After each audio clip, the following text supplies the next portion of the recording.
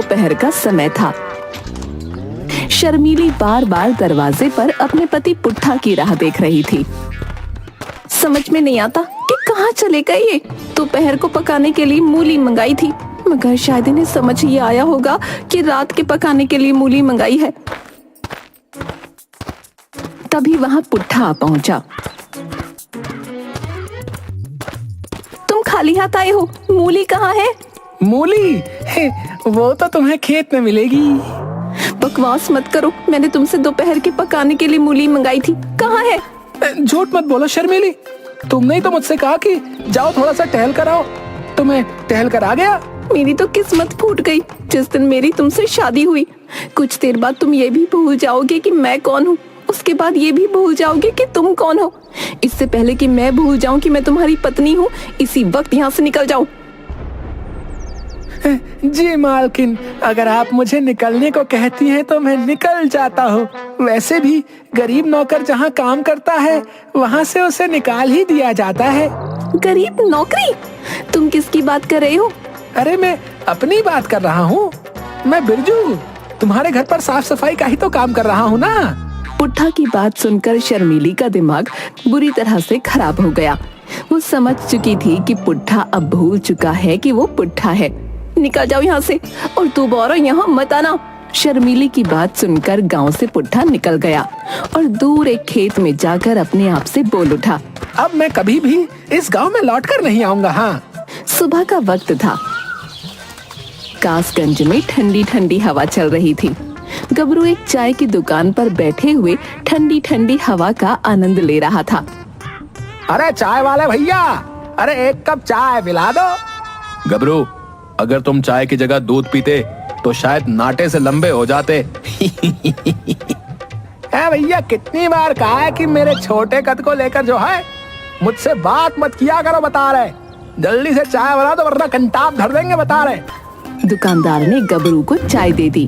तभी दूर से बूढ़े पति पत्नी एक सुंदर लड़की के साथ गबरू के पास आकर खड़े हो गए। बूढ़ा व्यक्ति गबरू से बोला, क्या तुम बता सकते हो कि कासगंज में पुनिया चाचा का घर कहाँ है? पुनिया चाचा? पुनिया चाचा से भला तुम्हें क्या काम है? क्या कीजिएगा? अरे तुम्हें तो पता ही है कि पुनिया चाचा का बेटा कासगंज में सबसे ज्यादा कमाता है और देखने में बहुत ज्यादा सुंदर है। मैं अपनी बेटी के रिश्ते के लिए पुनिया चाचा के घर पर आया हूँ। गबरू सुंदर लड़की को देखकर खुश होते हुए बोला, क्या इन्हीं के लिए पुनिया चाचा के लड़के से बात चलाने आए हैं आप? हाँ, ये मेरी बेटी है। मैं इसी के रिश्ते की बात करने आया हूँ। तो आपको पुनिया चाचा के यहाँ जाने की क्या आवश्यकता है बताइए। कासगंज में एक और भी सुंदर जवान लड़का मौजूद है। आप अपनी बेटी की बात उस लड़के से क्यों नहीं चलाते? गबरू की बात सुनकर बूढ़े व्यक्ति की पत्नी बोली, कमाल है, हमें तो पता ही नहीं था। अगर ऐसी बात है तो फिर हमें उसका पता भी बता दो, हम एक बार उसे भी देख लेंगे। आप जो है उसे देख रही हैं। मैं तुम्हारी बात का मतलब नहीं समझी। अरे तुम्हारे सामने इतना सुंदर बांका नौजवान बैठा हुआ चाय पी रहा है और तुम्हें दिखाई नहीं दे रहा? अरे मैं अपनी बात कर रहा हूँ भाई। गबरू की बात सुनकर बूढ़ी औरत का चेहरा क्रोध से तमतमा गया। उसने एक जोरदार चांटा गबरू के गाल पर जड़ दिया। आईने में कभी अपनी शक्ल देखी है तूने? 1.5 फुट से ज्यादा का नहीं है तू, और मेरी बेटी पूरे 5 फुट की है। जा जाकर अपने लिए बोनी तलाश कर। चाय की दुकान पर बैठे सभी लोग गबरू का मजाक उड़ाने लगे। गबरू क्रोधित होते हुए अपने आप से बोला, इतनी भारी बेइज्जती? ये चाय का दुकानदार जब तक कासगंज में मेरी बेइज्जती का ढिंडोरा नहीं पीट लेगा तब तक इसे खाना हजम ही नहीं होगा। मुझे अब कासगंज में रहना ही नहीं है। गबरू गुस्से से कासगंज छोड़कर चला गया। गबरू गुस्सा होकर काफी दूर निकल आया।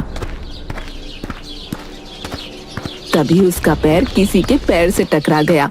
गबरू गिर गया। अरे कौन है यहाँ पर जो सड़क को चारपाई समझ कर सो रहा है? सड़क पर पुट्ठा सो रहा था, जो कि गबरू की आवाज सुनकर उठकर गबरू को देखने लगा। अरे क्या देख रहा है? वो तो अच्छा हुआ कि मैं निकल रहा था।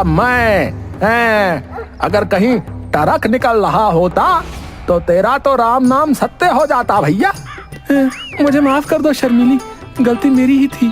अरे भैया, कहीं तू पगला तो नहीं गया है? मैं तुझे किस एंगल से शर्मीली दिखाई देता हूँ रे? ऐसा मत कहो शर्मीली, तुम तो मेरी पत्नी हो। भैया, पत्नी और मैं? अरे तेरा दिमाग खसक गया है क्या? है कासगंज में वैसे भी सब मुझे नाटा नाटा कहकर चिढ़ाते हैं, और तू भी मुझे अपनी पत्नी बता रहा है? इतना कहकर गबरू ने एक जोरदार चांटा पुट्ठा के जड़ दिया। पुट्ठा की याददाश्त वापस आ गई। कौन हो तुम? अब मैं जो हूँ सो हूँ, लेकिन तू कौन है जानता है? तू सड़क पर सो रहा था रे? क्या सड़क पर सो रहा था? तुम्हारा बहुत बहुत शुक्रिया भाई कि तुमने मुझे उठा दिया। अगर कोई वाहन आ रहा होता तो मेरा तो राम नाम सत्य हो जाता। तुम्हारे चेहरे पर उदासी झलक रही है। लगता है तुम भी जमाने के सताए हुए हो। अब तुम्हें क्या ही बताऊं, मैं कभी कभी कुछ बातें भूल जाता हूँ। बस इसी बात से नाराज होकर मेरी पत्नी ने मुझे घर से बाहर निकाल दिया भाई। मेरे कद को लेकर मेरे गांव वाले मेरा मजाक उड़ाते रहते हैं। मैं भी अपना गांव छोड़कर आ गया हूँ। आज से हम दोनों दोस्त हुए। चलो हम दोनों मिलकर अब दुनिया वालों को लूट लेते हैं और बहुत सारा धन एकत्रित करते हैं। क्या कहते हो? पुट्ठा और गबरू दोनों मिलकर एक दूसरे गांव की तरफ चल पड़े।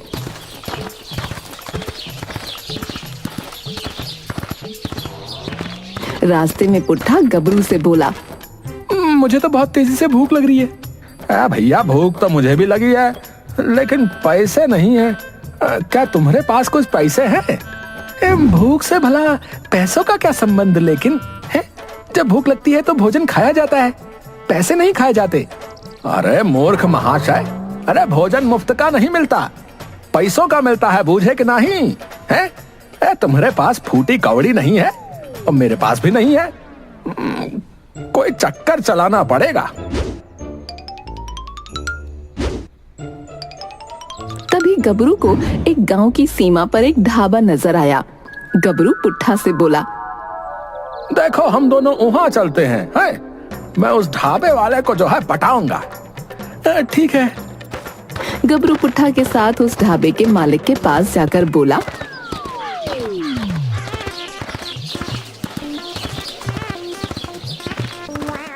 हम 2 दिन से भूखे हैं, गरीब मजदूर हैं, हमरे पास खाने के लिए पैसा नहीं है और हमें बहुत तेजी से भूख लगी है।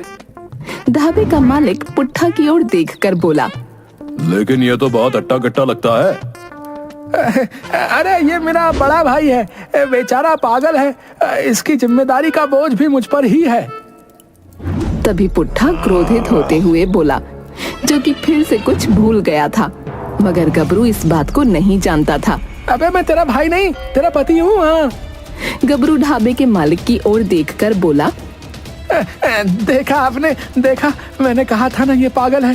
सही कह रहे हो, ये तो कोई पागल ही है जो अपने छोटे भाई को अपनी पत्नी बता रहा है। जब ये खाली पेट होता है तो बहुत ज्यादा आक्रामक भी हो जाता है और कभी कभी तो किसी की हत्या करने पर भी उतारू हो जाता है। तभी पुट्ठा ने एक जोरदार चांटा ढाबे के मालिक के गाल पर जड़ते हुए कहा, शर्मीली, मुझे भूख लगी है। हाँ हाँ भाई, तुम्हारी जो मर्जी आए तुम खा सकते हो, जल्दी से खाओ और यहाँ से जाओ। गबरू पुट्ठा के साथ उस ढाबे के मनपसंद व्यंजन का आनंद उठाने लगा। खाना खाने के बाद पुट्ठा की याददाश्त वापस आ गई, मगर गबरू समझ रहा था कि पुट्ठा ने ढाबे के मालिक को डराने के लिए ऐसा जानबूझकर किया है। खाना खाने के बाद गबरू ढाबे के मालिक से बोला, हम दोनों को क्या इस गांव में काम मिल सकत है? गांव में मुखिया की बेटी की शादी है, वहाँ पर कुछ मजदूरों की कमी पड़ रही है। तुम्हारा भाई देखने में तो काफी बलशाली मालूम पड़ रहा है, तुम्हें वहाँ काम मिल सकता है।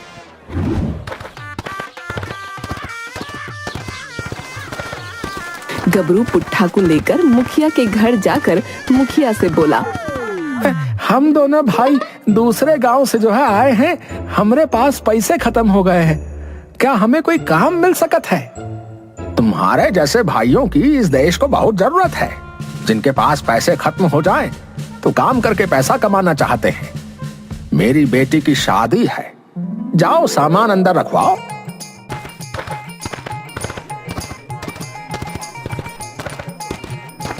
गबरू पुट्ठा के साथ शादी का सामान अंदर और बाहर ले जाने का काम करने लगा। काम करते हुए गबरू पुट्ठा से बोला, वैसे मैंने तुम्हें ढाबे के बाहर खामोश रहने के लिए कहा था, लेकिन तुमने ऐन मौके पर कैसे पागलपन की एक्टिंग की। एक बार को मैं भी दंग रह गया। कैसा पागलपन? अरे तुमने किस तरह से ढाबे वाले के गाल पर चाटा जड़ाता है। लेकिन हम यहाँ पर काम क्यों कर रहे हैं? सुनो मेरी बात ध्यान से। हाँ, ये गांव के मुखिया की बेटी की शादी है। शादी वाले घर में बहुत सारे सोने के जेवर भी होंगे। सोने के जेवर कहाँ रखे हैं मैं ये जानने की पूरी कोशिश करूंगा, इसीलिए मैंने यहाँ पर काम करने का नाटक किया है। तो क्या तुम सोने के जेवर भी पहनते हो? अरे मूर्ख पहलवान है, अरे भुलक्कड़ कहीं के। अरे हम सोने के जेवर चोरी करेंगे और यहाँ से रफू चक्कर हो जाएंगे और शहर में बेचकर आधी आधी रकम बांट लेंगे। उसके बाद तुम अपने रास्ते और हम अपने रास्ते। शाम को गबरू मुखिया के पास जाकर आ गया। अब तुमने वाकई बहुत मेहनत से काम किया है, ये लो तुम्हारे और तुम्हारे भाई के पैसे। गबरू पैसे लेकर पुट्ठा के साथ बाहर निकल आया और बोला, मैंने वो कमरा देख लिया है जहाँ पर सोने के जेवरात रखे हुए हैं। हम दोनों रात में चुपके से जो है घर के अंदर घुस जाएंगे। तुम कमरे में रखे हुए जेवरों को चुरा लेना और मैं बाहर नजर रखूंगा कि कोई आ तो नहीं रहा है। कुछ देर बाद रात हो गई और सन्नाटा फैल गया। गबरू पुट्ठा की मदद से दीवार के सहारे मुखिया की छत पर चढ़ गया। अरे वो सामने तीसरे वाले कमरे में सोने के जेवर रखे हुए हैं। कमरा खुला हुआ है, जाओ जाकर सोने के जेवरों को ले आओ। लेकिन तुम मुझे कहाँ मिलोगे? अरे मैं इस घर का मुख्य दरवाजा आहिस्ता से खोल देता हूँ, जल्दी से तुम सोना लेकर आओ। मैं दरवाजे के बाहर ही खड़ा हूँ।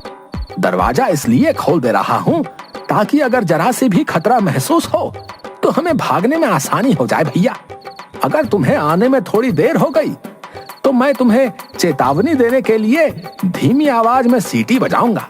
तुम समझ जाना कि तुम्हें काम खत्म करके जल्दी आना है। पुट्ठा उस कमरे में घुस गया और सारे जेवर एक थैली में भर लिए, मगर अचानक पुट्ठा सब कुछ भूल गया। मैं यहाँ पर क्या कर रहा हूँ? ये शर्मिली भी ना रात के समय पता नहीं मुझे क्या क्या काम करवाती रहती है। अब देखो ना, शर्मिली ने मुझे इस कमरे में भेज दिया जिस कमरे में मैं कभी आया ही नहीं। इतना बोलकर पुट्ठा कमरे से बाहर जाकर इधर उधर देखने लगा। तभी उसकी नजर चारपाई पर पड़ी। मुखिया खर्राटे लेकर सो रहा था। शर्मिली भी कितनी बड़ी कामचोर है? मुझे काम पर लगाकर खुद खर्राटे लेकर सो रही है। आज मैं इसे सबक सिखा कर आऊंगा।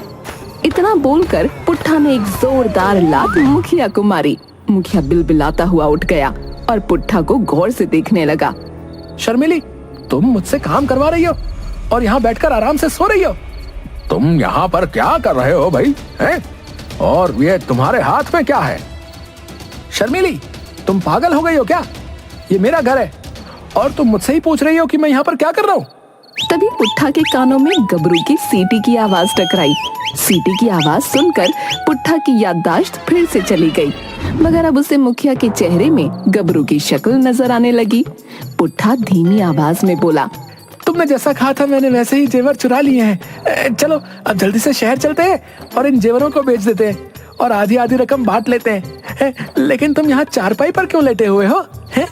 तुमने तो कहा था कि तुम दरवाजे के बाहर मिलोगे। पुट्ठा की बात सुनकर मुखिया समझ गया कि सारा माजरा क्या है। मुखिया जोर जोर से अपने आदमियों को आवाज लगाने लगा, अरे कलवा, बलिया, भीमा, अरे कहाँ मर गए तुम सबके सब? जल्दी आओ यहाँ। मुखिया की आवाज सुनकर मुखिया के पाले हुए तीनों पहलवान वहाँ आ गए। जाओ बाहर दरवाजे पर पहले इसके साथी को पकड़ कर लेकर आओ। वो तीनों तुरंत गबरू को पकड़ कर ले आए। छोड़ो मुझे, मैंने क्या किया है? जैसे ही गबरू की नजर पुट्ठा पर पड़ी, गबरू को तो जैसे सांप सूंघ गया। शर्मिली, तुम्हें ये सारे लोग पकड़े हुए क्यों हैं? अबे मूर्ख भुलक्कड़, हैं? मेरी सबसे बड़ी गलती थी कि मैंने तुझे अपना साथी बनाया। तूने तो मेरा सत्यानाश कर दिया। अरे देखते क्या हो, इन दोनों को मार मार कर भरता बना दो। तीनों पहलवान गबरू और पुट्ठा को बुरी तरह पीटने लगे। देखते ही देखते गांव वाले भी जमा हो गए। उन सभी लोगों ने पुट्ठा और गबरू को बुरी तरह से धोया। पुट्ठा की याददाश्त बिल्कुल दुरुस्त हो गई। पुट्ठा और गबरू बहुत तेजी से वहां से भागते हुए एक खेत में जाकर बैठ गए। आज तो मिल गया है, आज के बाद मत मिलना भुलक्कड़ कहीं के। अब मेरी समझ में आ रहा है कि ढाबे पर जो तूने ढाबे वाले को चाटा मारा था तो तू सच में भूल गया था। मैं भी कितना बड़ा बेवकूफ हूँ जो खुद को इतना बड़ा चालाक बनता हूँ। मैं ये भी नहीं समझ पाया कि जो आदमी रोड पर सो रहा हो वो दुनिया का सबसे बड़ा भुलक्कड़ होगा। इतना बोलकर गबरू कासगंज की ओर चला गया और पुट्ठा अपने घर की तरफ चल पड़ा।